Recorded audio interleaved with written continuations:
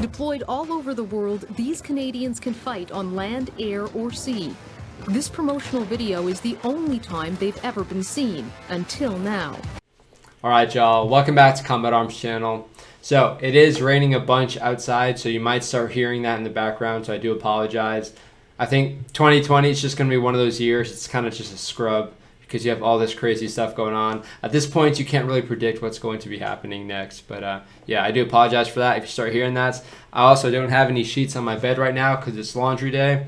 You know, it's just one of those things. I apologize if you're going to be seeing that in the background. But I did order a green screen, so I'm very excited for that to come in. So my idea with the green screen is whenever I'm doing the intro, it'll be this, you know, the normal background and everything. But when I'm actually looking at the video, I'll just drop their green screen and try and just like superimpose myself over the video, see if that's a better format. But yeah, I'm definitely trying to try new things out. Now, I also found this on Amazon. I think it's pretty funny. I've used it a bunch already when I was playing Ghost Recon Wildlands. So yeah, it's a lot of fun. I'm just trying to add these small things to my channel. I'm definitely limited on space and whatnot, just because I'm in a barracks room. But whenever I get back to the States, it'll be a little bit better because I can have my own studio and whatnot.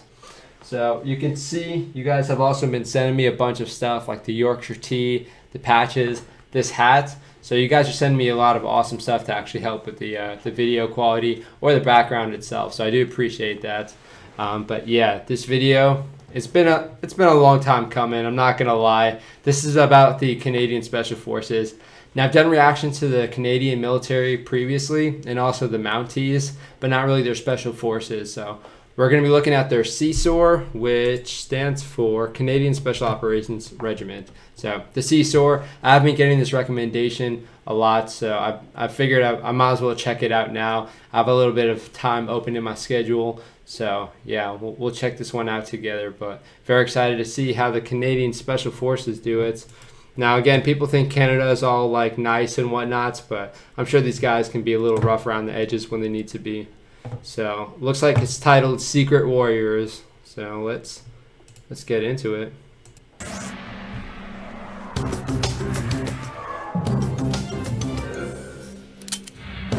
Okay. A top-secret Canadian regiment Hell yeah. deployed to the most dangerous places on Earth. They really hated us with a passion. Bring their skills to a new front in the Nice. war on terror. We want to be here well before they escalate in hopes that they don't escalate. The heart of the new terrorism spreading across the Sahara. Mercedes Stevenson, On a scale of 1 to 10, how hard was that training? I'd say 11, really. embedded with an elite She has some fighting pretty good force. makeup on for being in the Middle East. Our toughest warriors They test you thoroughly, mentally and physically. and the dedication that makes them heroes. We're actually serving our country. And To Daddy, I miss you and I love you. the invisible victims. The children have Oh, that's too sad for this channel. But okay, so I'm going to be trying to branch off as far as like looking at things or looking at videos that might get copyrighted or whatnot, because I think most of the awesome documentaries that I can actually find are copyrighted, but I think it's just the nature of the beast. If it is something that's being highly requested like this and like the Battle of Mirbat, Operation Barras, that was a big one. If it's going to be copyrighted, that's totally fine. I'm totally fine with checking it out and not making any money off of it. But yeah, definitely feel free to keep those subscribes coming. I really do appreciate it. You guys really bumped up the subscribing, and it definitely showed. So it's very exciting to see. But yeah, I'm going to try and check out some more of these badass videos. So far, this is looking pretty cool. We'll skip a little bit. Welcome to W5. SEAL teams, Delta Force, Spetsnaz, SAS, SBS, the names of elite teams of commandos. Nice. British, American, Russian, who carry out special missions, usually behind enemy lines. Well, here's another. CSOR. It stands for Canadian Special Operations Regiment. Never heard of them? That's not surprising. It's a badass because logo. CSOR is ultra secret. Its missions classified. Ultra secret. Until now. For the first time, these Canadian commandos are opening up, inviting W5 to watch them train and to hear their stories. What we found is a team that's among the best in the world, deployed to hotspots like Afghanistan, Belize, Libya, small teams working in the shadows. They are Canada's secret warriors, and now they're in the fight against terrorists in Africa, which is where Mercedes Stevenson found them. Mercedes? In the desert. It's a badass name. Under a scorching African sun in the middle of the Sahara Desert, an elite team of secret Canadian commandos gets ready for action. These are the troops Canada sends into the toughest missions, to take out high-value targets, to rescue Canadians, to go where no one else dares. Their official name, the Canadian Special Operations Regiment, CSOR. Oh, yeah, so far their kit already looks like super streamlined. So you can see it looks like a Cry JPC. I could be wrong on that, but that's what it looks like as far as his body armor. He's got a nice belt.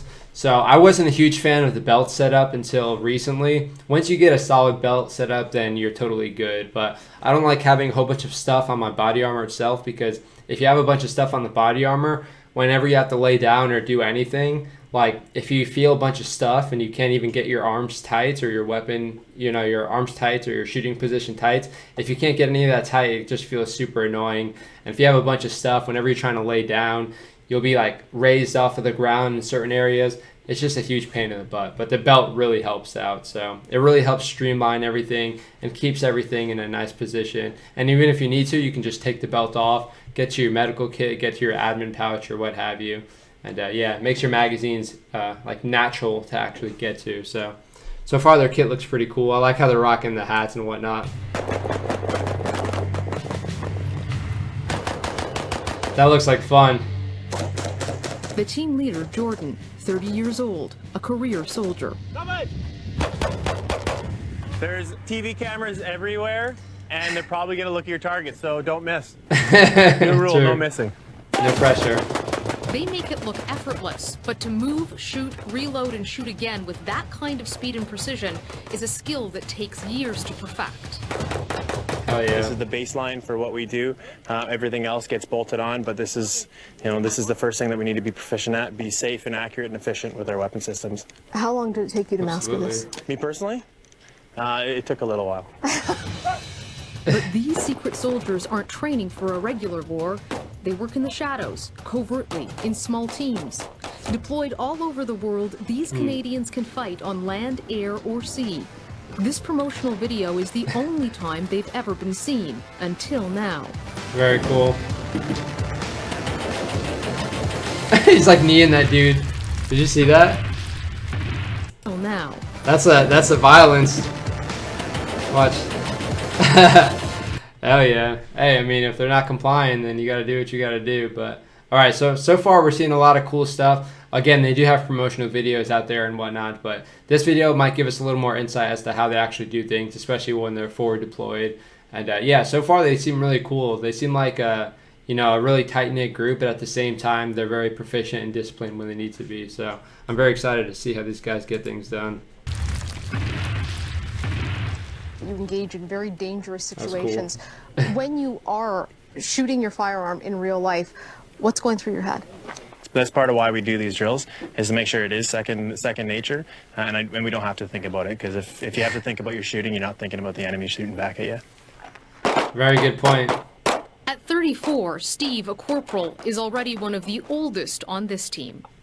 Steve, why did you join the Canadian Forces? I saw it as a challenge, and I've always dreamt of it when I was a little guy. I didn't expect him to sound like that. I mean, he doesn't sound like prepubescent or anything, but he just sounds like a really down-to-earth guy, and that's what you can really see with like special operations, special forces kind of guys. Is they're really down-to-earth, and a lot of times they're not really as hard-ass as people might expect, unless you're stepping on their toes or being like a jerk or getting in the way. In the Army? Oh, zero. It's a long way from the degree in fashion marketing he got before joining CSOR. Well, after my tour in Afghanistan, I came back and I decided that I was gonna give it a shot.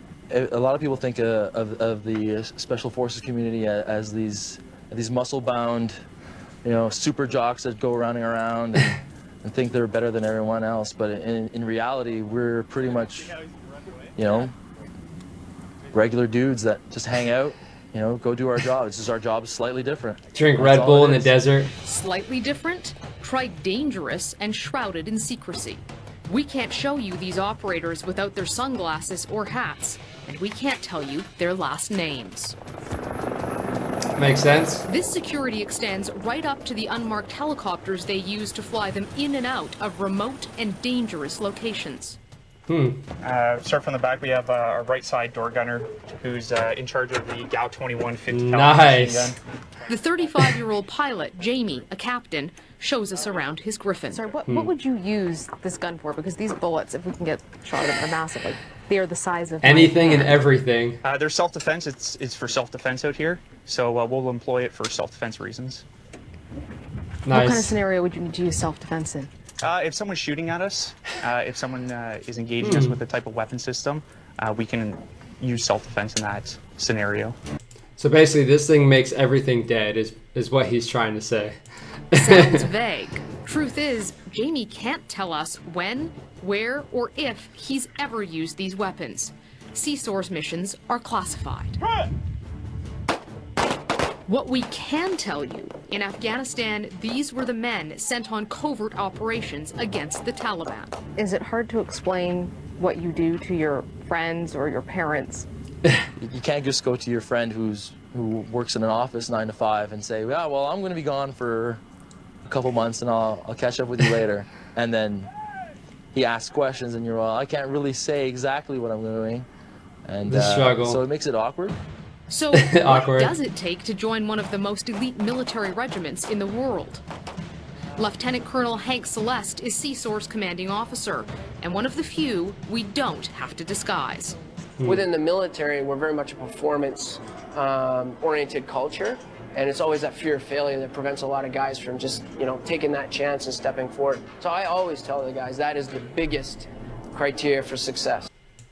Yeah, that's a very good point. I've noticed, especially in the military, people are afraid to branch out and try different things, especially if it's challenging. Some people just aren't willing to challenge themselves. They're sort of comfortable in their position because it takes a lot of time for you to get comfortable in a position in the military. And people feel like whenever they get comfortable, that's it. They've made it. They just need to stick around and do what they've been doing for the last 2, 3, 4 years. So a lot of people get complacent in those regards, and it's totally okay to challenge yourself. It's totally okay to face failure. So me specifically, I went to, I joined the Army in 2017 after switching from the Marines. And I wanted to try Ranger School because everybody, was talking about it.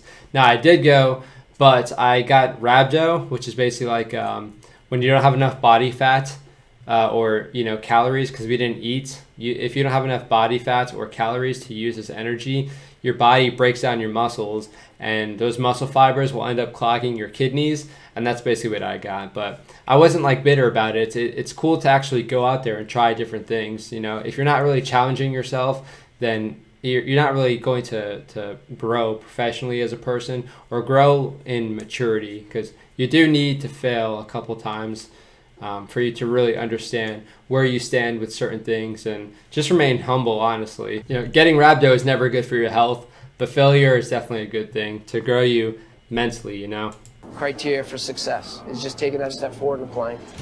Details about the selection process for those wanting to join are classified, but the operators confirm it's grueling. Weeks of pure hell. On a scale of 1 to 10, where 1 is really easy and 10 is extremely difficult, how hard was that training? Oh, well, I'm gonna make myself sound really good about this. So yeah, it's I'd say 11, really. Yeah, it's an 11. It's really hard. I personally wanted to succeed this. Just so has there was no way idea. of me quitting. So it's that kind of attitude you have to go in with it, and you also have to be fairly intelligent. They test you thoroughly, mentally and physically. Is there a certain kind of person that is most likely to get selected? You've got type A personalities who are hugely invested in their jobs, and they just want to knock it out of the park, right? Right, that's So a why do good they point. So for me, when I was joining the recapture tactics team, going through the selection and whatnot, if you're really into something, then it's not really an option. You kind of just do it, and you keep doing it until you get through it, or you get injured or what have you. But it's definitely a good mindset to have of, there is no other option than just getting through it. And some people are able to adapt that personality and that mindset, but some people, sort of struggle with that. Here, in the middle of the Sahara Desert, counter-terrorism training in Africa. For the first time ever, they've allowed television cameras behind the scenes on one of their missions. We're in Niger, a West African country that is one of the poorest in the world, yet full of friendly faces. Je m'appelle Mercedes. Moi, je m'appelle Suleiman. Suleiman? This is Agadez, a historic town in the Sahel region of Africa, and the heart of the new terrorism spreading across the Sahara. A breeding ground for militant groups like AQIM, Al-Qaeda in the Islamic Maghreb. The threat is to the local population, as well as foreign aid workers and tourists who have been kidnapped and held for ransom. That's why just a few kilometers from here, Western militaries have gathered to teach their African allies counter-terrorism techniques on Exercise Flintlock. An annual military exercise, and this year, 18 Western and African nations invited here by the government of Niger, working, training, and living together at desert military bases like this one near Agadez. It's all been organized by the Americans. James Linder is the Special Forces General in command. At the end of the day, whether you're in Niger or any other country, it's the host nation's problem. It's their fight. It's their effort. You're getting in before things escalate. We want to be here well before they escalate in hopes that they don't escalate. That's a funny way of putting it. It's their problem, so we're just here to help them out. And some people will disagree with that, but at the end of the day, it is going to be up to them. Teach them to fish and they have food for a lifetime, or give them a fish and they have food for a day or something. So it's one of those sort of things, you know, you just need to be able to give them the skills that they need to do it on their own and be self-sustaining. So it's a very good mindset to have. And yeah, it's important for people to make that distinction that the United States can help with certain things, but, you know, the United States and other allies, of course, they can help with certain things, but at the end of the day, they need to be able to be self-sufficient, you know, for whatever operations or what have you.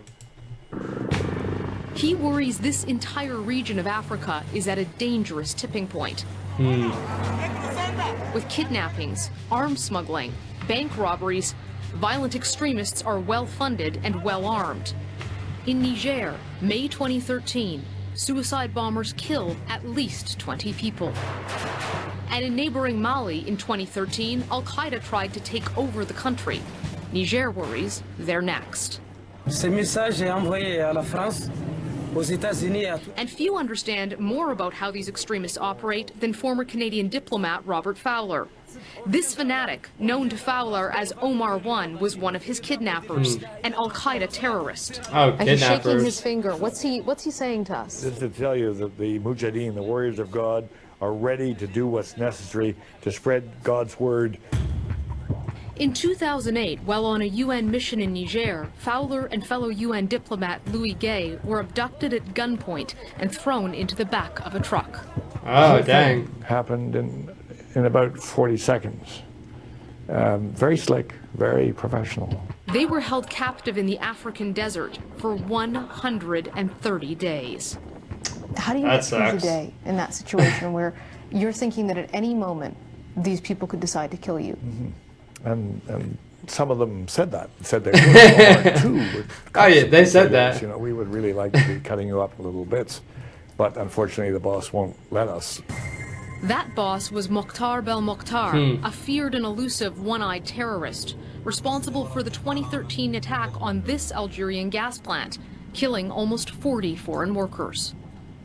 We were filthy to them. We were obscene. We were decadent Western apostates. They would get physically ill. I mean, in the trucks. Le brief. Regarde la position que Jesse prend. Aucune position ici. Arrête la position, voilà. De rien ne change. What's this dude wearing?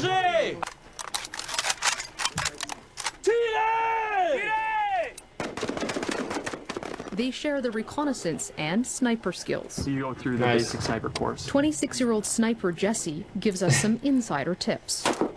The actual shooting is a very small part of actually being a sniper, which is unfortunate, but true. So what's the larger part that they're looking for when you're going through a sniper course? Building up your position. So putting lots of stuff between you and the target is what we call depth.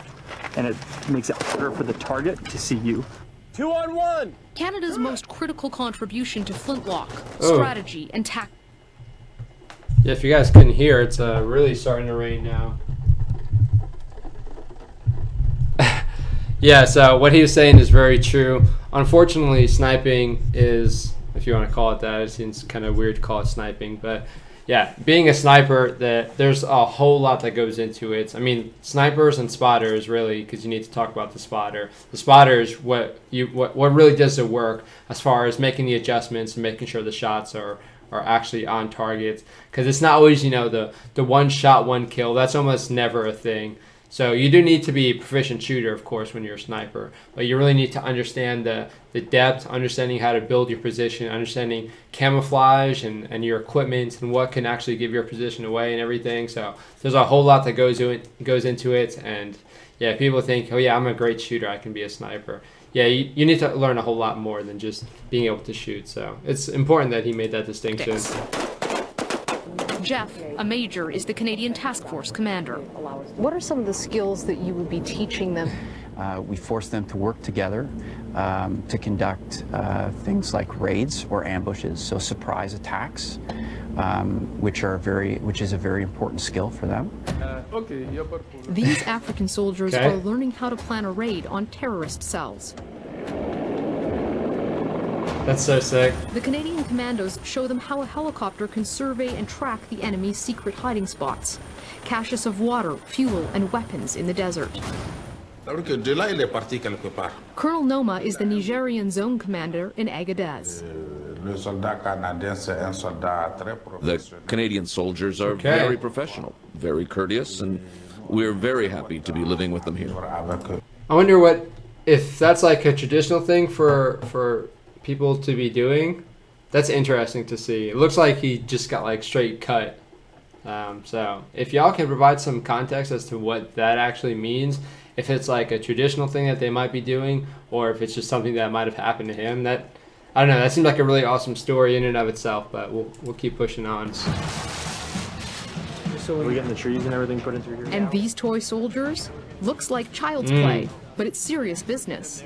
Jordan is teaching the Nigerians how to plan an attack. So the 1st Nigerian platoon, Lieutenant Jabril, comes up into the... That's good training. The vehicle should be moved. Vehicles are going to come up? Should be moved. Yeah. Okay. Today, everyone is gathering to analyze the final battle plans and to put on a show. These Nigerians never fail to make a grand entrance. And the Mauritanians. These are proud professional armies with their own traditions. The Africans usually don't work together, but facing dangerous terrorists, they have no choice. And the Canadians, watching from the sidelines, will hopefully manage to keep this coalition together. So I'll say like the whole, what you have like right over here, that's like what we call like a terrain model or a sand table is what the army would call it. But yeah, that's actually really solid training, and you would make those for pretty much any mission. If you're trying to brief something, like whether it be the commander or even a squad leader, if they're trying to brief something, they would have people arrange this terrain model and oversee the construction just so they can see that it's actually accurate. And so whenever they're actually briefing everyone as far as their individual roles and whatnot, you can go over and be like, okay, so you're going to be right here, and you can have like a visual representation, whether it be like a toy or like an emblem or something, and you can actually just run everyone through it. It's like a rock walk, as we would say it, but it's very awesome training, and it's very awesome for briefing because it really allows people to picture what they're doing. And if the terrain model is actually accurate, then you can picture it even better as far as what the terrain might actually look like when you're moving up on it. We managed to keep this coalition together. The stakes are high. Robert Fowler's captors came from across Africa.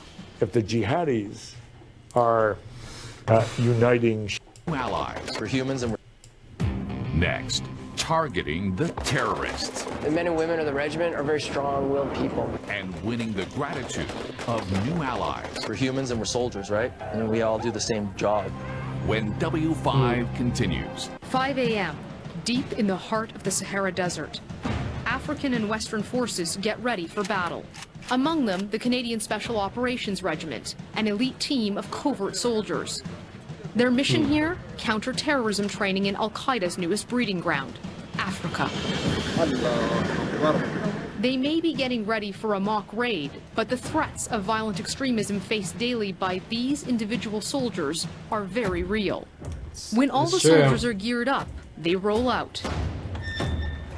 Yeah, it's one thing for you to be training in a certain area, but when you're training in, you know, your actual home and your home is under threat, then that really has like a weird thing to, I mean, it adds something to your training for sure, because you can really put yourself in the mindset of, yeah, I'm training for this right now, but in reality, I'm in a position or I'm in a location where this stuff actually might happen. So it really allows them to focus their mind for sure. As the sun rises over the Sahara, the African armies take their positions. Okay, see how this CSOR's goes. commanding officer, Lieutenant Colonel Hank Celeste, is overseeing this final exercise. You could see how the guys moved quickly. There was little talking, good communication at the team level. All that's indicative that they really have hoisted aboard the skills that we've imparted over the last couple of weeks. But an unexpected turn of events. The radios don't work. Who's the camo guy?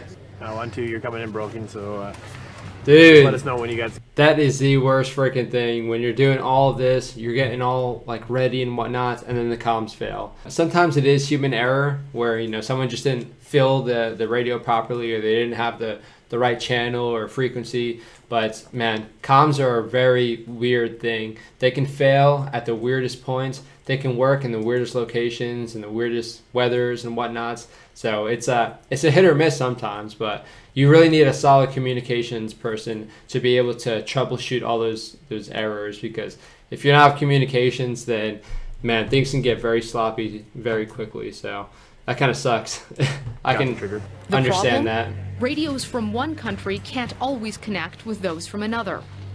But this is why they train. War waits for no one. The mission must go on. All right. They'll rely on runners for communication. That sucks. Finally, This is Roadhouse 1-2. Good to have you with us. some of the radios are working now. Helos inbound, on call for HR. The helicopter flares signal the start of the raid. The objective? Take out a terrorist cache. All the armies descend, and the Canadians are right there with them, analyzing their every move. Okay. Roadhouse 1-2, Commando, if you guys can either confirm or deny that you have one of the high-value targets. Success. They've captured the cache and eliminated the actors posing as That's the enemy. anticlimactic. But the training isn't over yet. He shouldn't be doing that either. It's not his job. No. Not his job. That's the role of the medics. He should stay focused on his surroundings.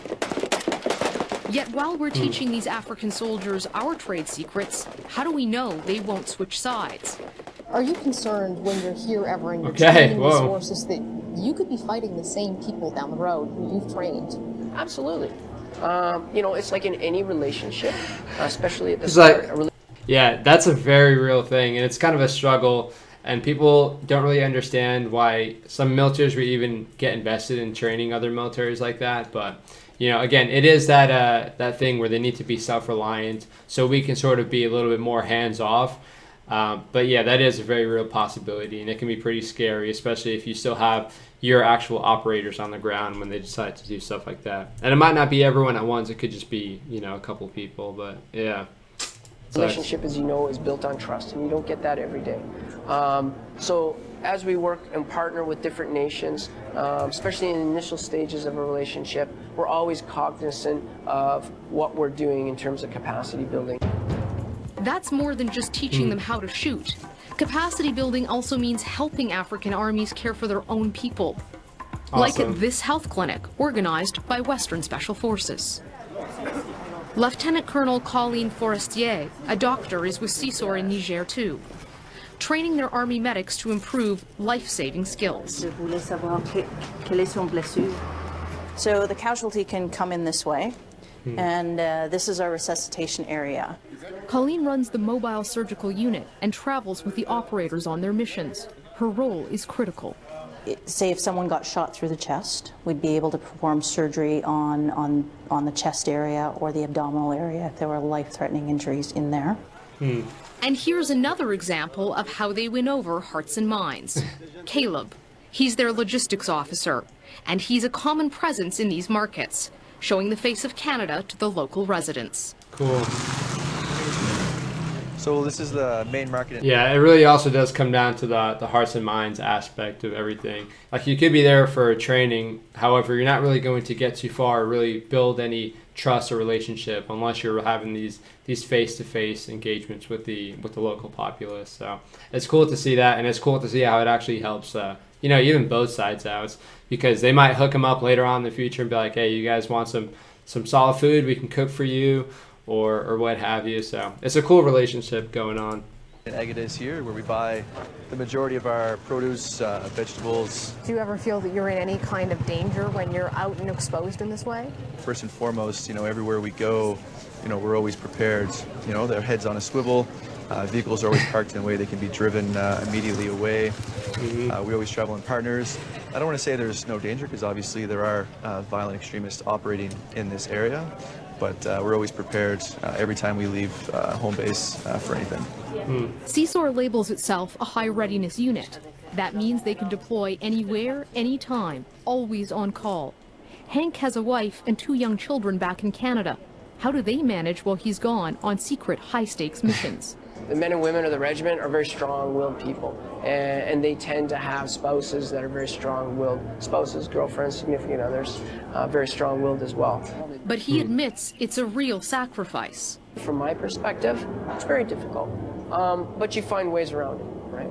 And I really do believe that families do adapt to some of the chaotic environments that we force them into. Yeah, it's very true, but again, at the end of the day, it doesn't get any easier whenever you have to leave at certain points or do any training.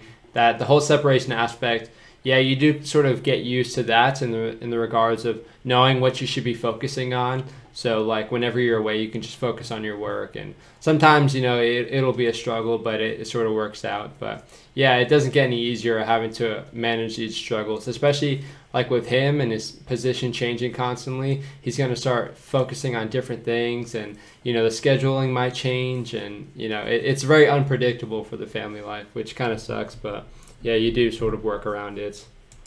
Many of the team are gone for months at a time. Caleb is getting married soon, but has only seen his fiancée 2 weeks this year. And how does she feel about Jeez. being away so much? And sometimes I'd imagine you can't tell her where you're going or what you're doing there. Well, we have a good relationship. I mean, she understands what I do, and part of the CSOR ethos is service first. So we're very aware that we have to go where we need to go. And for the past month, that has meant training soldiers from the world's poorest nations to fight their own wars. The exercise is over. Mission accomplished.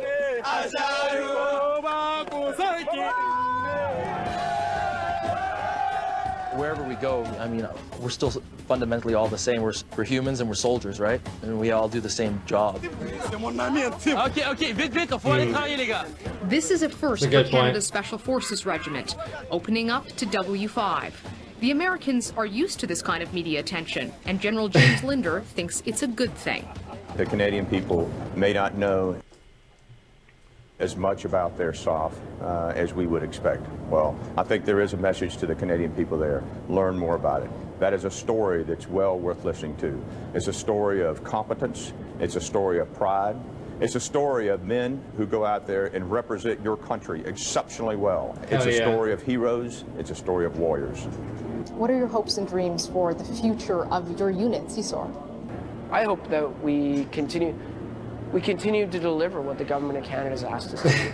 And when I say delivered, I always say that in our community, not only do we under-promise, but over-deliver. And I just hope that we keep doing that. That's a good point. Now these soldiers are gearing up for their next mission. Could be on a plane or a helicopter, ready for action anywhere in the world at any time. In the words of their regiment, service first. All right. Yeah, very valid points. I know, like, with the SAS, they made it pretty easy just because, they had the Iranian embassy situation where they were able to showcase themselves and what they can do.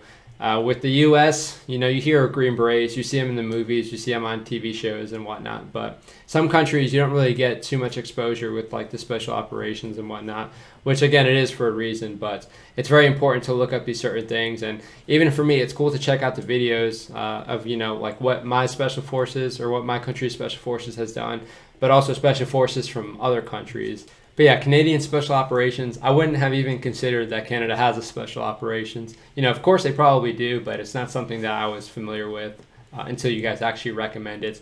You know, again, with Special Operations, either you read it in a book or you hear it from a story or you have a relative who is in that certain unit, or you see them live on TV like the SAS. So there's certain situations where you'll get more influence and you know, exposure to other special operations, but sometimes you really need to do a little digging to find some of the history and some of the stuff that they're actually involved in. So it's cool that this news agency was able to actually go over there and see what they're doing in Africa. It really allows you to get a better appreciation for what they're doing, and yeah, it allows you to appreciate the position that you're in, especially since, you know, you might not necessarily be doing something that's that rough or sacrificing as much as these guys might be. But yeah, I can definitely appreciate what they're doing. Solid work over there. So Canadian Special Operations Regiment, very solid recommendation. Again, something I would not have really checked out if it weren't for y'all's recommendations. That's another reason why I really love this YouTube channel. It really allows me and allows all of us together to check out all these different people, check out the histories, and check out stuff that we wouldn't have checked out otherwise. So yeah, if you guys liked the video, hit the thumbs up. And consider subscribing and hit the bell if you want to check out any other special operations or any other badass units or training events happening around the world, because it's always cool to get a little bit of exposure to all this stuff. But yeah, hope you guys enjoyed the video. I'll see you all in the next one.